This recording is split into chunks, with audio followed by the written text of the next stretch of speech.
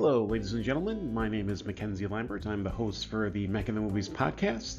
This is going to be a recording of my lecture that I gave previously this weekend to a screening of Army of Darkness. This is on the individual who I feel is the unsung hero of the Evil Dead franchise. So let me introduce you to Mr. Irvin Shapiro. Some personal details first before we get into his involvement with the Evil Dead franchise.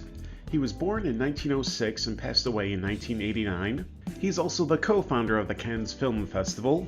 The festival was founded in 1946 and he was one of the major players that got it started.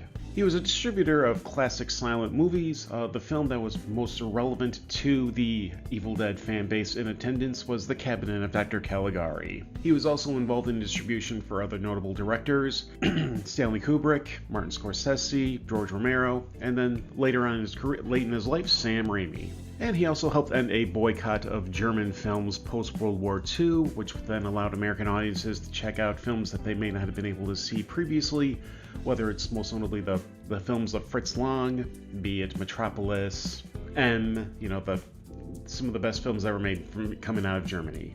And it was also because, since he was a co-founder of the Cannes Film Festival, he was able to have some sway over films that were screened there.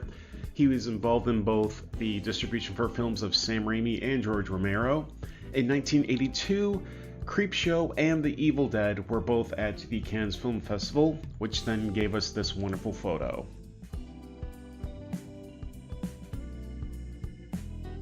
Also in attendance at the Cannes Film Festival was Stephen King, and he was able to catch a screening of Evil Dead, and it was his endorsement that pretty much sealed the distribution deal for Evil Dead.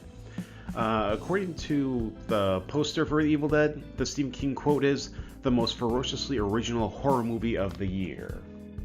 Now we can jump into his influence on The Evil Dead. When he first saw the film, this is his reaction, which is me impersonating Sam Raimi impersonating Irvin Shapiro.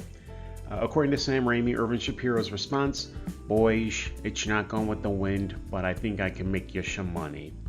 And on a side note, fuck Gone with the Wind, that Confederacy nostalgia piece of garbage. First, he gave The Evil Dead its name. Originally, the movie was called The Book of the Dead, and now I'm going to give you Bruce Campbell's impersonation of Irvin Shapiro.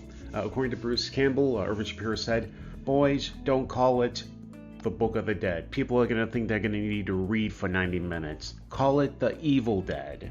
And on another note, he gave the film Army of Darkness its name. Now, keep in mind, Irvin Shapiro died in 1989.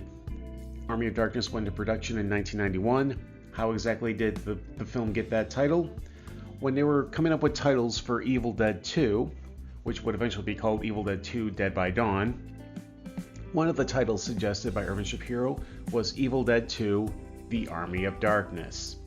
Fast forward to 1991, Universal agrees to finance the filming for the third Evil Dead movie, but they say that this movie has to stand on its own, it can't just be a sequel. And so the first title that Sam Raimi suggested was The Medieval Dead, which I thought was a brilliant title.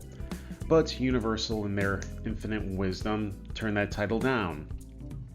Then Sam Raimi recalled the title that Irvin Shapiro suggested for Evil Dead 2, Evil Dead 2 The Army of Darkness, and so applied that title to this film.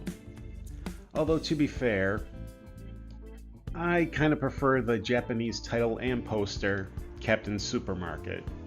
Just take a minute and soak in this amazing piece of work.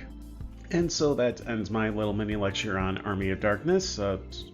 One of the first, the first Evil Dead movie I saw back when it first premiered on Starz in 1995. So I could go into a whole other tirade about Starz and Evil Dead, but that's for another time. Thank you.